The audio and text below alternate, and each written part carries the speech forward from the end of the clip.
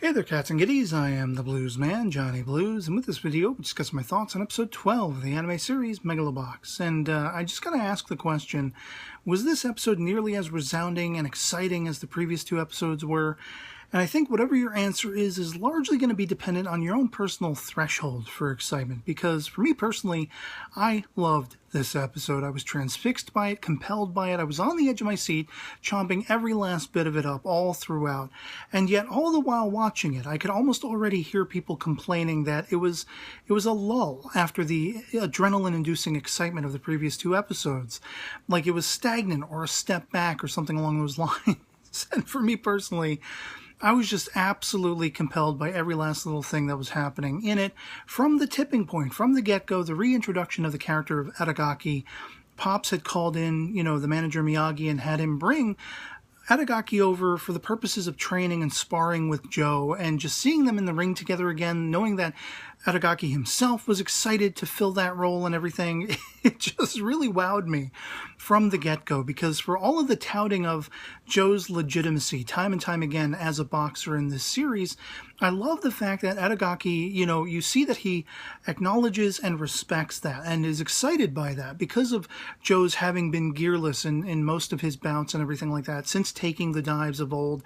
The fact that he has sort of become supportive of Joe in that fact, it's thoroughly resounding to me, and it immediately reminds me of one of my favorite aspects to the anime, Food Wars, Shokugeki no Soma. If you look at the main character in that series, Yukihira Soma, a lot of the earliest adversaries and opponents he would face have all subsequently gone on to be sort of cheerleaders to him, supportive to his cause, not because he domineered them and bent them to his will of any accord, mostly because of the fact that they were won over by his prowess, his being able to think on the fly, his adaptability, his not taking losses lying down. He'd pick himself right back up again and take those losses as a learning experience, and they were all impressed by his culinary prowess and such like that. Of course, Food Wars, it's about cooking and such, so it was much to do with the culinary arts and his expertise as an artist along those, parameters. But we're seeing something very similar in the character dynamics between Aragaki and Joe, the respectability between them. They both admire each other for what they both previously had brought to the table and what they both experienced in the ring going up against each other. And now here they are training and sparring together, and it was just like awesome sauce to me, There's also the overhanging bittersweetness from where we left the previous episode with Pops as having removed his remaining eye, to satisfy Fujimaki, the sort of gangland boss, the Yakuza boss, and his now having to be carted around, led around by hand by Sachio's little troop of street urchins and everything. It's so sad, yet we also see, again, for all the legitimacy that they are touting of Joe's prowess in the ring as a boxer, well, how about Pops? How about Nanbu as a boxing manager? Because even without his sight, even without his eyes, he is able to hear that, through the footfalls on the padding, that Joe is not equally distributing his weight, which is something that, Pops has tried to get him to do again and again and again. And that just shows the utmost skill set, the prowess that even Pops himself has achieved in this role, going all the way back to when they were taking dives and whatever like that. I mean, both of these underdog characters, they both have this legitimate talent, this legitimate capability. And now that, sort of fate has reared its ugly head time and time again and given them so many tumultuous hurdles over which to vault, we see that the skill sets in both of them is highly representative of who they really are and who they've always been. And it's really just the fact that they complement each other, that they found each other, and they've brought those skills out in each other, along with Sachio, and it's just, it's inspiring to me, that fact, that these characters are together, and they all respect each other and admire each other, and they're able to propel each other and support each other up on their shoulders and lift each other up, that kind of thing. And then the whole latter half of the episode to do with Yuri and the nightmarish qualities, the transfixing qualities of his wanting to remove his gear. From the opening sequence of that, where the other leg drops, he approaches Yukiko, the Lady Shirato, and tells her straight out, now that you've gotten the contract you so sought after, now that that's all said and done, now that's finally answerable, now it's my turn to do things for my own reasoning. We got you what you wanted, now it's what I want. And what I want is to remove my gear and to go into that ring and face Gearless Joe without any gear, so we're both on even footing. And just the nightmarish quality, first the shock and surprise of Mikio being the pseudo-surgeon that he goes to in a log cabin out in the middle of nowhere, out in the middle of the mountains. I'm like, oh, is he actually, like, he has a gay lover or something? You know, here all the while we're thinking Yukiko is going to have him for herself, but actually he's got like a guy on the side, but no, it turned out to be Mikio.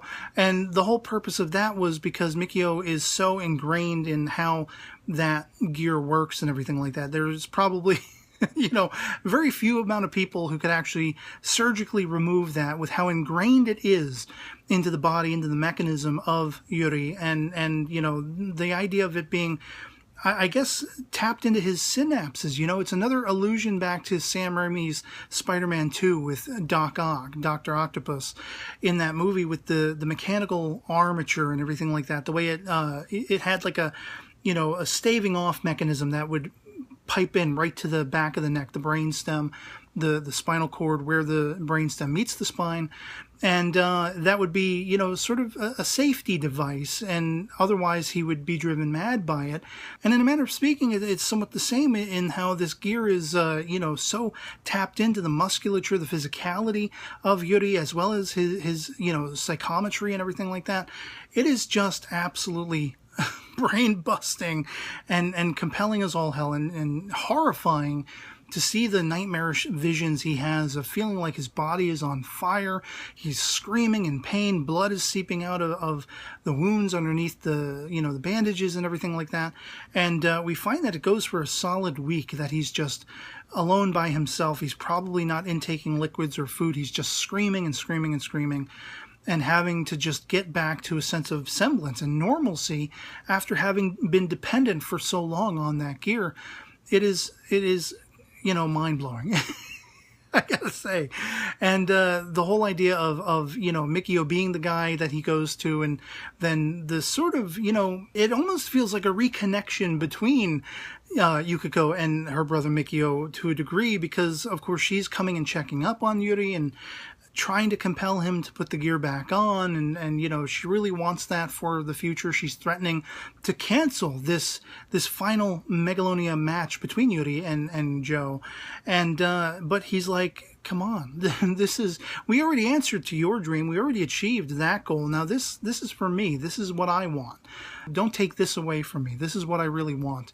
And he calls back on like an old time manager or trainer or something like that said, you know, this is what you're going to be looking for in your career. In you know, if you want to invest yourself in the boxing and megalo boxing, wait until the day when you meet somebody who is, you know, fresh and clear and clean cut, but is the legitimate article, is the genuine article. And that is who you want to face. And you want to face them on equal footing, as equals, you know, with a level playing field. And that is exactly what Joe represents for Yuri. And so it's interesting that, of course, by the end of it all, when Yukiko goes to leave, she severs all ties again, saying, well, Mikio, you're not a part of Shirato Group anymore, and now neither is Yuri. You know, this is all about what he wants. It's no longer to do with what our mutual goals had been all along. And that was just, it was utmost compelling to me. The characterization, the character interplay, and coming to Joe at the end, the last vestiges of the episode, where she's just handing back his falsified ID, knowing how they got the ID, knowing about their past now, having taken dives, having, you know, fixed fights and everything like that, their humble origins, their less than, you know, savory origins, whatever you want to say, and yet not deciding to use that against them. It was just really honorable and respectable on her part, even though she did sever ties with Yuri and Mikio subsequently. And actually, before I even forget, there was one aspect of the episode that was somewhat confusing to me, and this was something that happened in the early going of the series. There was a cut to like what looked like a kid or something on a cliffside, like overlooking the ocean or overlooking water, and the kid has on these goggles similar to what we see Joe wearing whenever he's on his motorcycle, but the hair is always matted down, and it's usually because there's like headphones on or something like that. And I found myself wondering, because we saw this character, or we saw something, a very similar scene in one of the earliest episodes of the series, and I think I may have even mentioned in my review of that particular episode, whatever episode it was, that I was a little confused as to whether that was Joe or whether that was Sachio or somebody else. And yet again, we see that scene, that sequence in this episode. The kid, or whoever it is wearing like what looks like a purple basketball jersey kind of outfit, or maybe like a running jacket or something, has headphones on, has goggles on. And my first inkling is to say, oh, is that Joe? Is he just chilling, listening to music? But the whole time they're intercutting back and forth between all the different characters, what they're doing. You see Pops over here. You actually do see Joe and Sachio together at one point, coinciding with this figure on the cliffside overlooking the water. We've only seen it like one other time, I think, in the series, and it caught my eye, and I was just like, okay, what is that? Is that supposed to be Joe, or is it someone else? And I don't know. I frankly have no idea. And so all told, the final shot of this episode is entering the Megalonia ring, and that is exactly where I'm poised to go. That's exactly what I want to see. It's going to be a week-long wait to actually get to the finale episode, and I'm just dying to see how this all shakes down. Death or dying is in every interstitial, is in every episode title, sort of, and it leads me to wonder if some of the speculations that have been going around about Joe possibly dying in the end, or Joe and Pops dying, or Yuri dying, or whatever like that, that death will be involved in some way, shape, or form in the finale. It just really has me, sort of trepidatious and excited at the same time, and I can't wait to see how it all plays out. So otherwise, until that time, that'll be pretty much it for me on this. If this video finds you well, and I'll catch you all later. Peace.